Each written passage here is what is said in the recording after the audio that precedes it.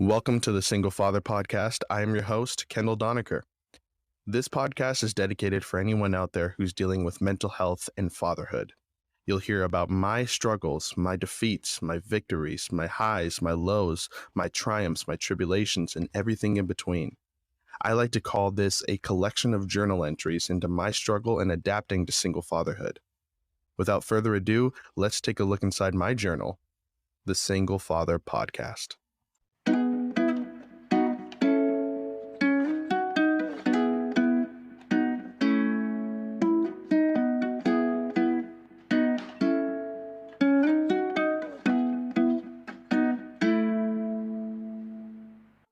Well, greetings, everyone. It is your harmonious king, the single father himself, Kendall Donaker. I'm the host of the show, which is the Single Father Podcast by VentPack. Again, VentPack is just a place where we can all vent together as a pack. It's a community of people who, are willing to have your back anytime. So thank you for listening. Thank you for allowing me to vent with you. I'm trying to spice things up a little bit more with my podcasts. As everyone knows, I tend to do my podcast whenever I feel like it, but I want to start doing it more consistently. I've been dealing with a lot lately, a lot of trials and tribulations, and just doing my best to overcome them. But it also takes, a little bit of R&R and some, I don't know what I guess you call it. Just, I guess some me time. So that's kind of what I've been doing. That's why the podcast haven't been coming out as much, as I've been taking some me time to really focus on the things that I need to get done. So yeah, but like I said, I wanted to start getting back into it. And I wanted to kind of make a flashback series. When I did my Christmas episode, I got a lot of feedback that, it's kind of interesting to share a little bit of your past. And, I've shared my past before on this show, about, some things that I went through, but I wanted to kind of do like a little flashback series. I thought that'd be kind of, I don't know if I'd say fun, but I thought it'd be interesting to do a little bit of flashbacks to, just some things I've went through personally. And hopefully they'll help people get to know me more, get to know the podcast more, and things like that. So this episode is going to be called Dear How I Met Your Mother. Kind of going into the space of, you guessed it, how I met my child's mother, and kind of everything leading up to that and after that. The good, the bad, the otherwise. I recently got some news that I'll share with sort of at the end of the podcast. But, well, let's dive right into it, and I'll kind of give you the rundown. So, let me take you back to the college days. Reno, Nevada. That's where I was, of course, going to college, getting my degree, slowly, I might add. I kind of got into the party scene a lot instead of doing a lot of homework, which every college kid kind of falls victim to. But me, I was a little bit of a womanizer back in the day. You see, I didn't have a mom or a dad to kind of show me what the college experience was. I didn't have anyone to tell me how to, this is how you respect women, or this is how you do this, or this is how you do that. Everything I learned from college was from kind of the Van Wilder movies. If anyone knows Van Wilder, great. If you don't, go look him up. There's one with Ryan Reynolds that is super funny. It's basically just about this super popular college guy that just gets through life being just funny and kind of witty, a little bit charming, a little bit of an ass, but you kind of love him. And really just the whole college experience is just about getting laid and going to parties and kind of living your life as a kind of a free spirit. And that's really what I wanted to make my whole college experience like, just being that free college spirit, Van Wilder. So when I got to college, boy, was it a party. I was partying every day, getting drunk, but, I was going through a lot too. I was really depressed from some things going into college. I've had panic attacks every day. The only thing I could kind of cope with it is just being an asshole, chasing women and partying, which hey, that's what I was there to do, I guess, right? So one day, I'm out with my friends. I wanted to kind of get my mind off things. I go into a party.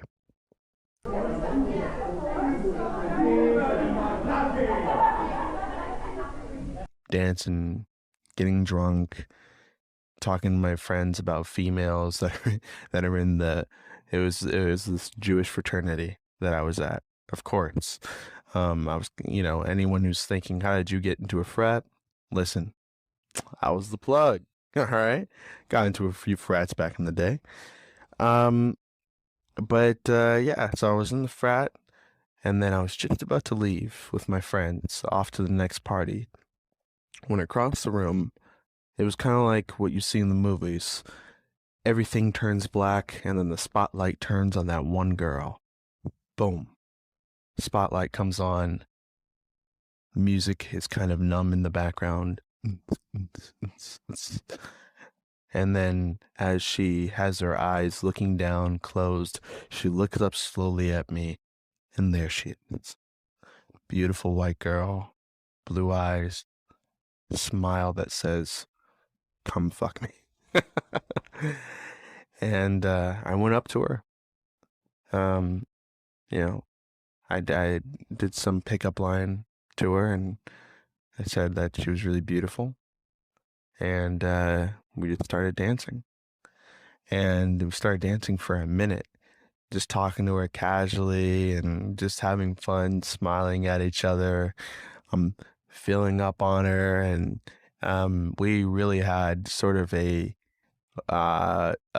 pretty sexual dirty dance that we did the first time we met.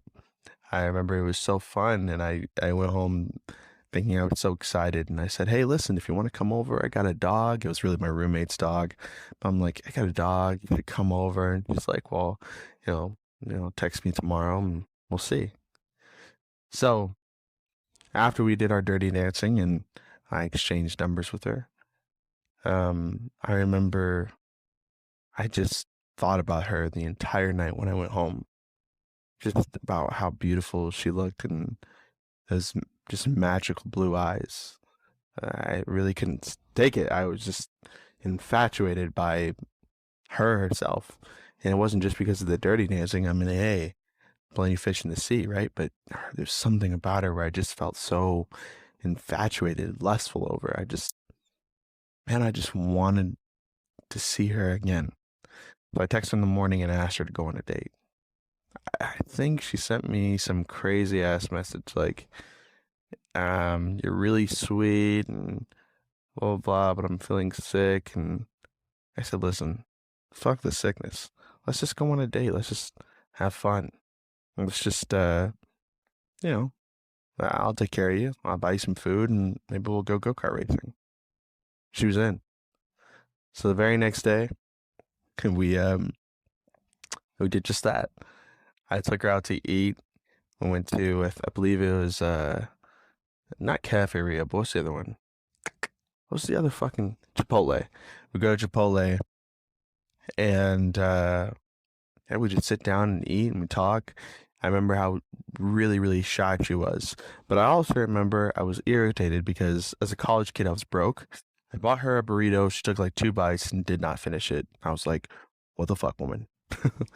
And I remember I didn't have a car at the time. So I borrowed my friend's girlfriend's car, and it was a really fucking nice car. By the way, a little FYI, little fun fact. She later told me that there was like, I guess, girls' hair nets, not hairnet, but a hair tie in the car. And she was really like sketched out by that. She was like, oh, this motherfucker asked me on a date and he has hair ties in his car. But again, it was my friend's girlfriend's car. Anyways, so we're in the whip and I take her go-karting. And we just have a fucking great time. I let her win, of course, and we kiss a little bit and drop her back off and kind of that was that. Later in the day, I hit her up. I didn't hear anything, and I'm like, damn, I thought we had a great date. I hit her up in the morning again, like, what's going on? Like, no, what the fuck? Like, I was kind of shook. Um, and she told me that, um, her and her boyfriend got back together and said I was really sweet and blah, blah, blah, blah, we can be friends. And I was like completely taken back by this. We just have this amazing date. I'm so infatuated by her. There's something about her that I really liked. And she just completely, I don't know. I was just blown away. And I'm thinking the worst. I'm like, this girl just got a free meal and a fun time out of me. And I'm like, I don't know. I just kept going through my mind, like, what do I have to do, dude? Take this girl's bitch. I was like, how do I swoop on this nigga? Like, I was blown away.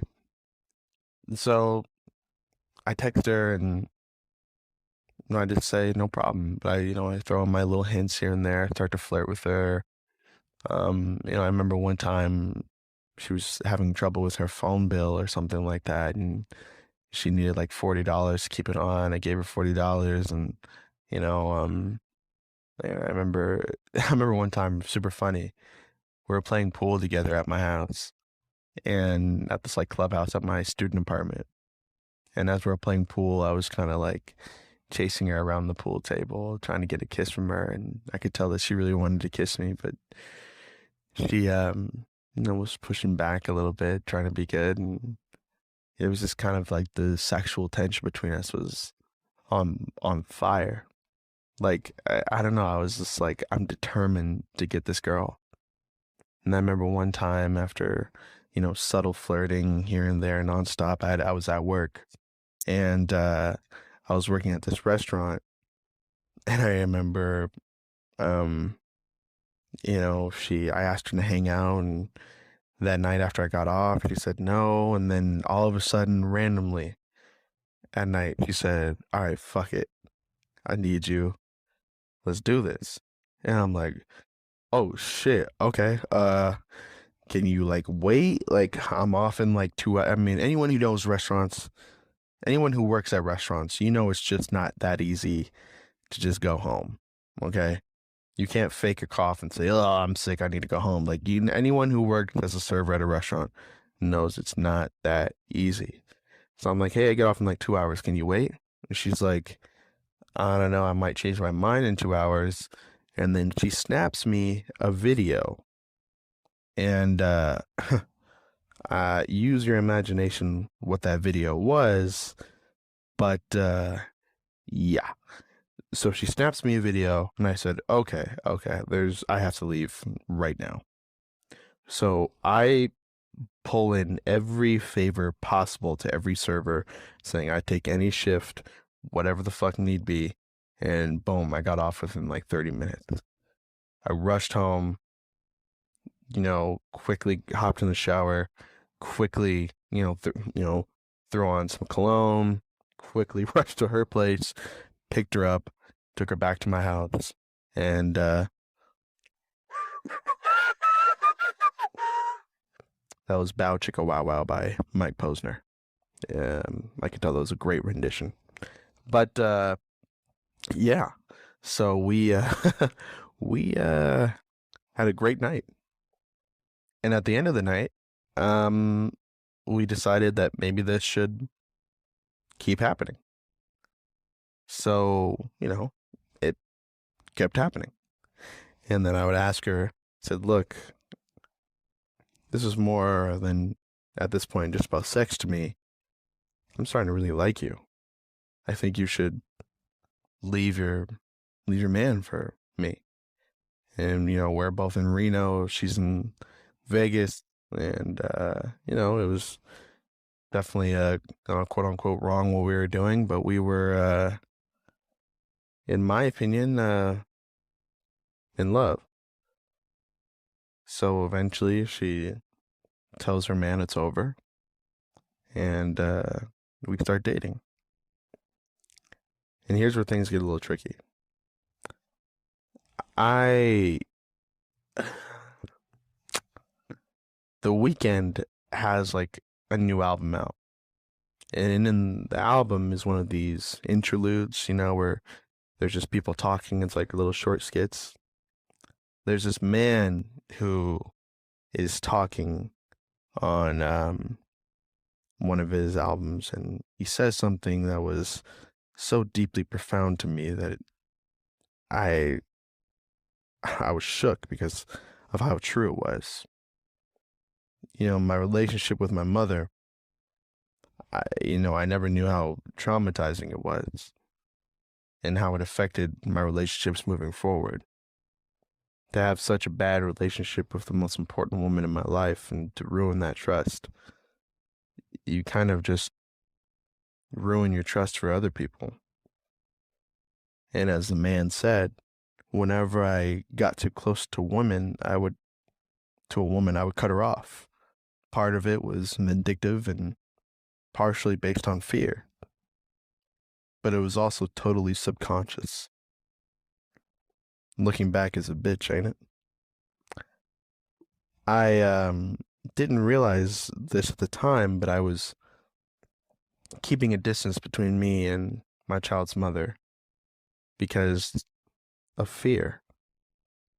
I was afraid that if she got too close to me, she'd find the parts about myself that I don't like. And she would say that she doesn't like them either. And all the things that I did wrong, maybe she'd judge me for them and she would leave me. And it would hurt me. And if she got too close, it would hurt me even more.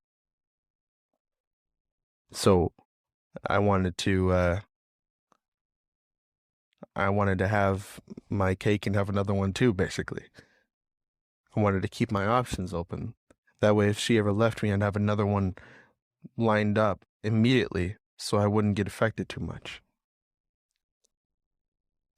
And at the time, I justified in every way, shape, and form possible. But now, looking back as an adult, again, looking back as a bitch, ain't it?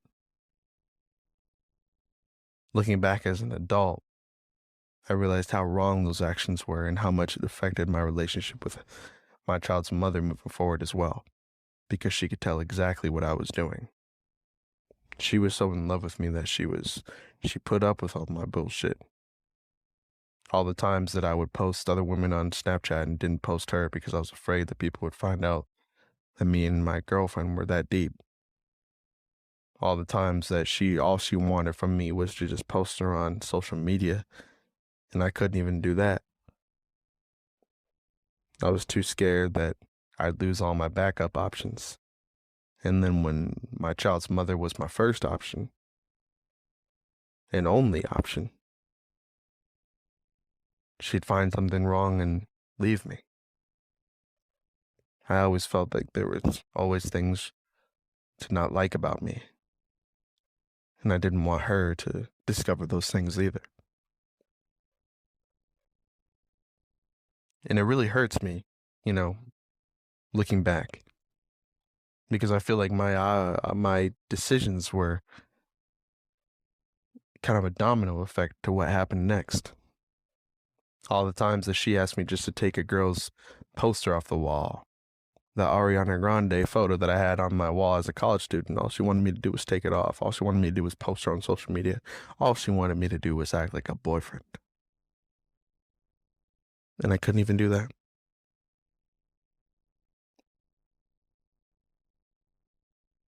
So when she wasn't feeling that type of fulfillment from me, she started to drift elsewhere. And I think every listener knows what I mean. I started to hear things, and then my mistrust started to grow. I started to get things proven to me by even some of her friends. But I ignored it because it's not like I was too far off from doing the same thing. And I didn't want to lose her. I didn't want to lose this person that I felt like I was so close to already. This person that I, for the first time in a long time, trusted enough to even call my girlfriend, even though I didn't even act like it.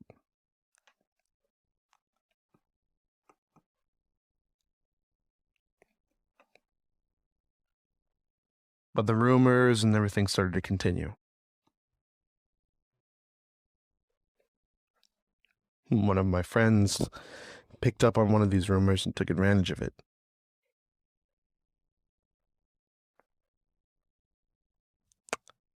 One night, uh, I'm trying to think of what I can say and what I can't say. Well, one night, me, my friend, my girlfriend, we all got drunk, had some fun, and then the night after, um, I just started hearing things, and,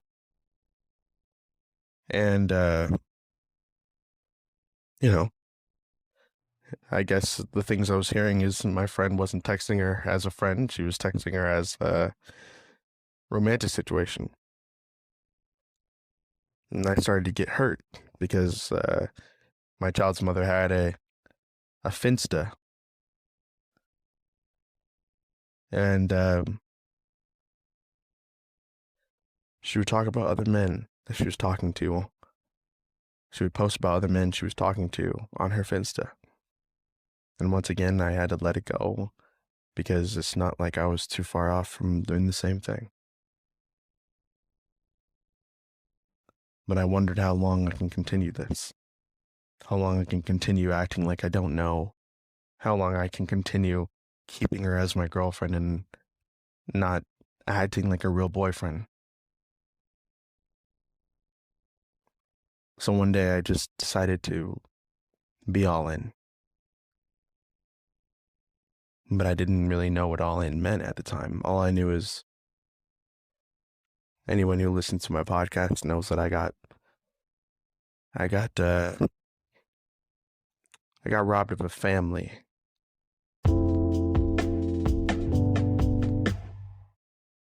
If you haven't heard about Anchor by Spotify, it's the easiest way to make a podcast with everything you need in one place. Let me explain. Anchor has the tools to allow you to record and edit your podcast right from your phone or computer. When hosting on Anchor, you can distribute your podcast on listening platforms like Spotify, Apple Podcasts, and more. It's everything you need in one place. And best of all, Anchor is totally free. Download the Anchor app or go to anchor.fm to get started.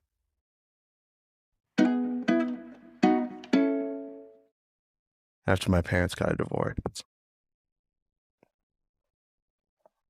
and everything kind of was broken from there. But the only thing I've ever wanted was a family, and I craved that. And I craved Allie, my child's mom. And I felt like there's only one option, and it's to start a family with her. And if I had a family, then I'm all in. Then there's no hiding it. Then there's no other option. I'm all in. And then I have my family. So, being young, dumb, and immature, we both decided, let's have a baby. And we did that. And she got pregnant. But around the time she got pregnant came this big scandal with her and her friends. Apparently, she, I don't want to expose her business out there, but apparently she had as Jada Smith would call it, entanglement with one of her friends, booze, and her friend lost it on her.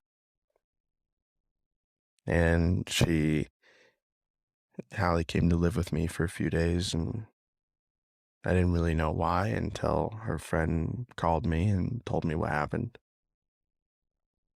I confronted Hallie on it because at this point, there was no pretending like I don't know. She's pregnant. She told me they used a condom and there's no chance that it's anyone's but mine. But at the time, um, you know, we were having fun and doing our thing. And the bottom line is I just didn't know if the baby was actually mine or not. I wasn't 100% certain. And it ruined, for me, that sort of dream and fantasy, and it ruined kind of all the activities that follow with it. She wanted me to go to all of her doctor's appointments, and I just felt weird about it. I just felt weird that if it was... The bottom line is I should have gone, and I wish I'd gone. In fact, everything, the whole 9 months she was pregnant, I wish I did everything differently. But you have to understand, at the time, I just didn't know. I just didn't know if it was mine. And when we found out that it was a girl, nothing made me happier, honestly. I thought about what it would be to be a girl dad, and I mean, hey, of course, I was rooting for the boy, but I suddenly just became happier that it was a girl. And seeing the joy on her face when she knew in her heart that it was a girl, and the doctor told her, yeah, you're right, it made me emotional and happy. And I think, well, that was one of the happiest days of my life. But then it was immediately met with, again, fear. What if she's not mine? And I have no way of knowing. You see, the feeling of that, no woman can really understand. It's yours. It comes out of you. You know it's yours. But me, I truly had no idea. The baby shower, everything, even telling my parents, everything that she says that I didn't do or was slow at or whatever, I hear her. And I'm sorry. But you have to understand, I'm sitting here at the baby shower, all of her family, all of my family, and all I could think about is how mortifying it will be is if I find out that this child is not mine.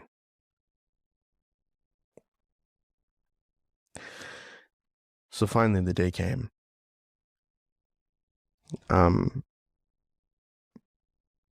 She's in labor. I was so nervous.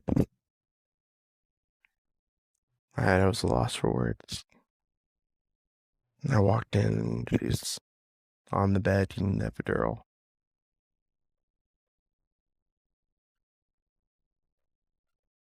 She looked really beautiful. And I remember they told me that she could be in labor for 2 days, pretty much. So I felt like I was having a panic attack. So I go to the bathroom and I come back and boom, she's like, hey, the baby's ready to come out. The doctor grabs my hand and says to stand by her. Fun fact, the dad is actually supposed to stand right by the mom, like right by her side. But instead, I was right in front and I saw everything. I saw everything. And those details I will not share. Um, but the baby comes. Happiest day of my life. I'm breathtaking. This baby that I've been feeling in her stomach nonstop, finding names for, building a little nursery for, she's finally here. She's here. Her mom was supposed to her first to hold her. And then I can't remember if it was myself or my Nana after, but I remember I held her sometime shortly after that. She was so tiny and beautiful. I couldn't take it.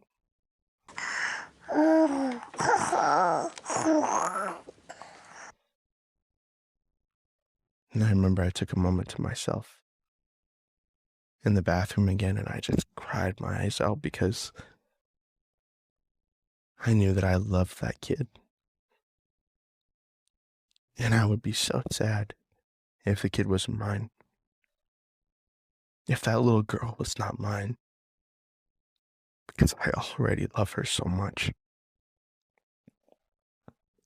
And to give you guys a little backstory, so we were in Reno, and I decided that we need to move to Vegas to be closer to our family.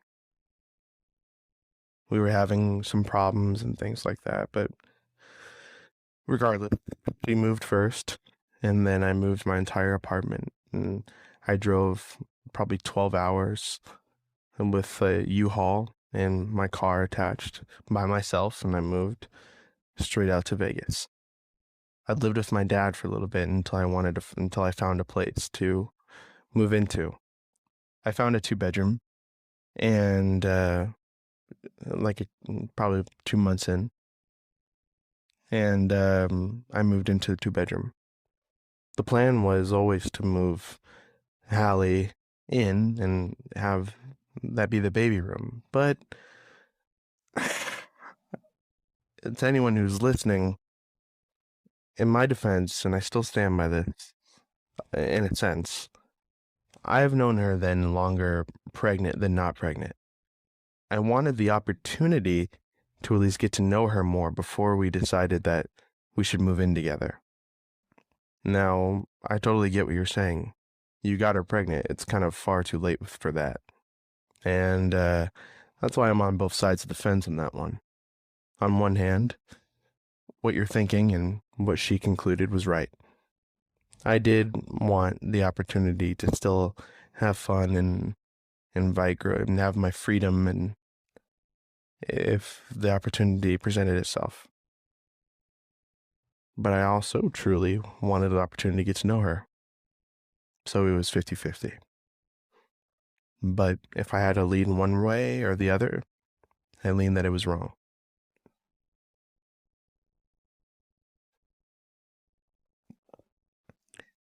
It was wrong to not move her in. And that led to a lot of problems. So, I was working as a server again as I transferred out here to Vegas from Reno.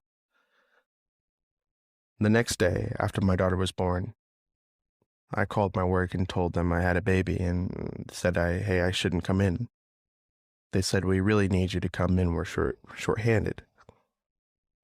All I could think about at that time was not saying, fuck you, I just had a baby. All I was thinking about was I just had a baby, I need to support my family. So I told Hallie that I would go into work. To this day, she says that was one of the worst decisions that I've ever made.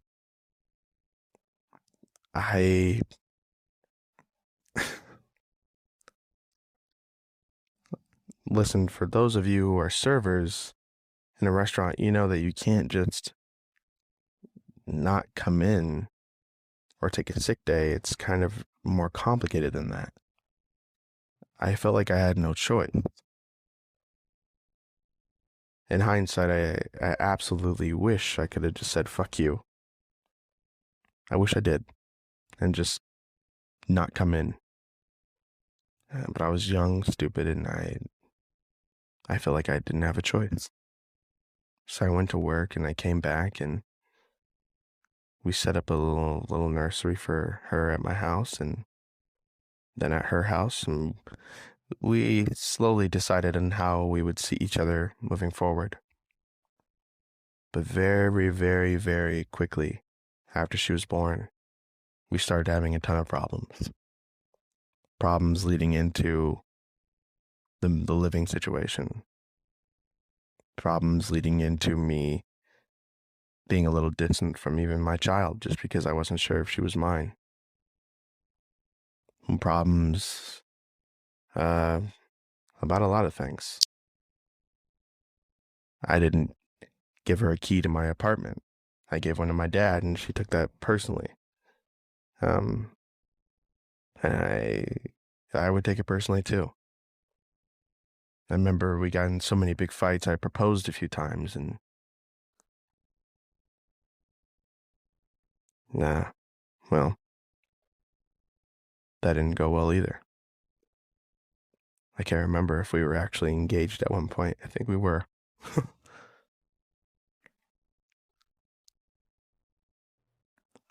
But our problems and things like that continued. Especially since after my daughter was born, I didn't post on Instagram right away. In fact, in order to avoid posting, I deleted my Instagram. I deleted my Instagram and lied to her and said that I couldn't log in because I didn't want to post that I had a baby if I wasn't sure if she was mine or not.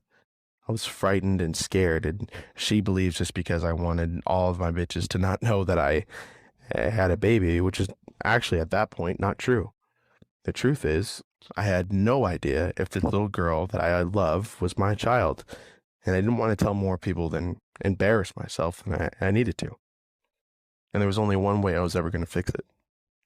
I spent, I think, $100. I ordered a DNA test. I collected my DNA and her DNA, and I thought about it for a very, very long time after that. For hours, I just stared at the packet of DNA, thinking on whether I wanted to send it in or not. And there's two reasons behind it. Number one, if I send it in and it's not mine, if she's not mine, what would I do? Whose is it then? Oh, what would that mean to me? What would that mean for me and Hallie? On the other hand, if I send it in and I find out she is mine, then I have the relief that I'm looking for, and then I could be as all in as I wanted to be. And I didn't know what I wanted to do. I thought about the future. Maybe not ever knowing would be great. As she grew up, though, and I noticed little things about her, would I notice someone else or would I notice myself?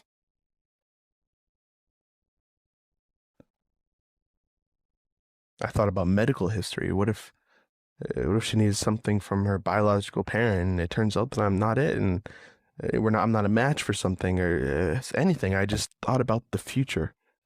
What did I want to do? Ultimately, I decided that I had to know. I looked at the DNA packet and I looked at this little beautiful girl right by me. And I said, I need to know. So I send it in. And I wait. And in the meantime, me and Hallie's problems grow.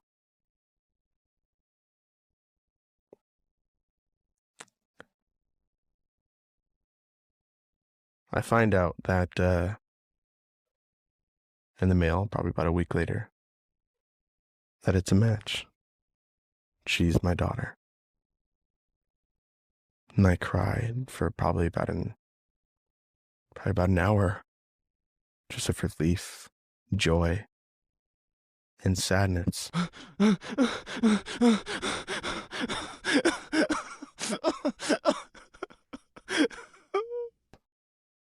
That the whole process of having this baby was kind of tainted by the fact that I didn't know.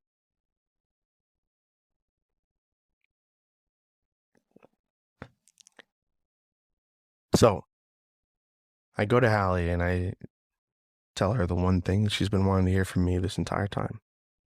I said, I think it's time for you to move in.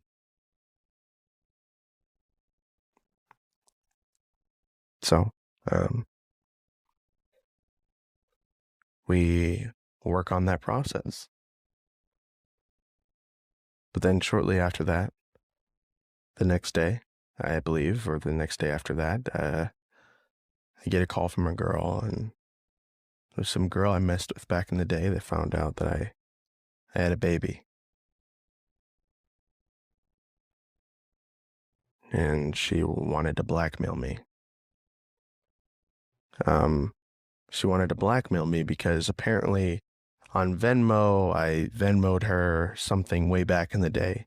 Hallie found out about it by looking through my Venmo transactions, and she messaged the girl. The girl messaged me and said, "Hey, I know nothing happened between us, but if you don't send me $100 right now, I will tell Hallie that something did happen between us, and your life will be over."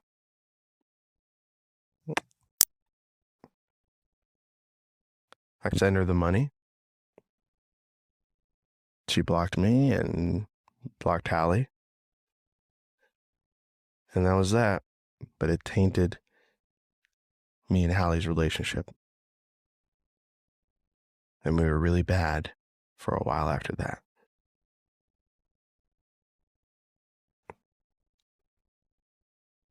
And then came Halloween.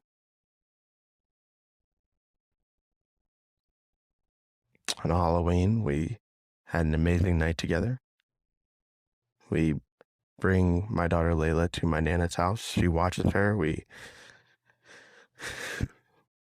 spend Halloween together at this party, have a great night. We make love, and we go to pick Layla up.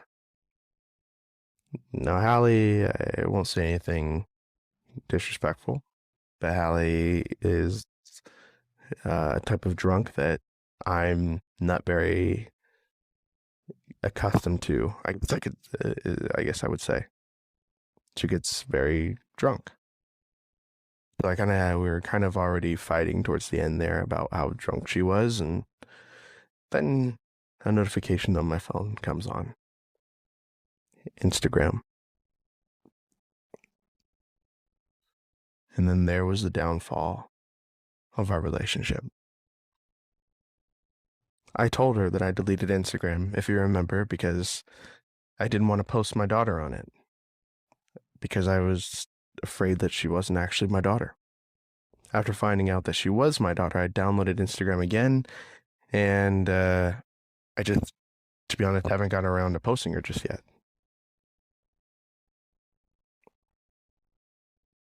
But it was too late for that because she already saw the notification on my phone that I had it again.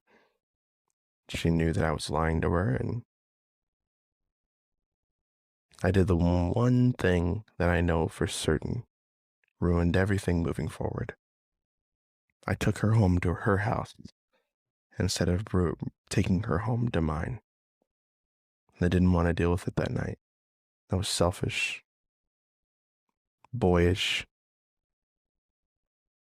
arrogant, and I couldn't see the consequences to my actions. And because of that, we broke up.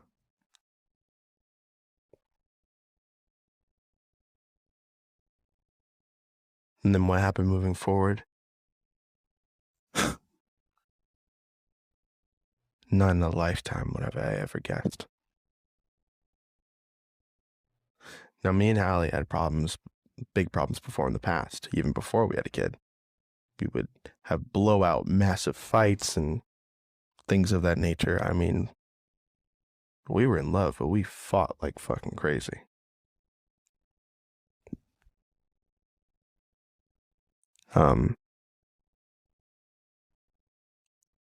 During the time where we broke up, we got on a little schedule of how I would see Layla, and and things like that. But I'm trying to get Hallie back and trying to work at getting my family back. Well, it wasn't that easy. Hallie looks at my Venmo transactions again, and she sees another girl that I Venmo'd. This one totally had nothing to do with anything.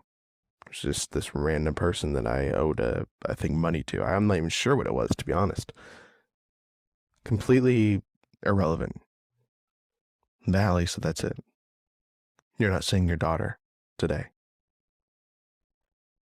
You're disrespectful. You don't post her on social media. You've been distant. I'm not letting you see her.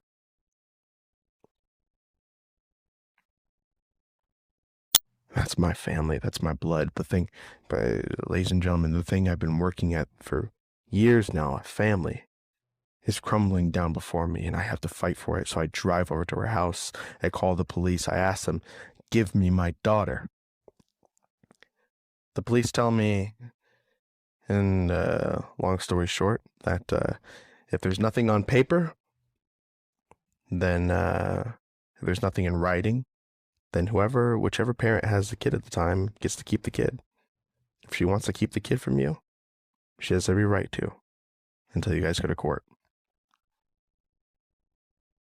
Shortly after that day, first of all, later that night, I found out from one of her friends that her dad was actually a proponent in Hallie's ear and trying to get her to keep Layla away from me.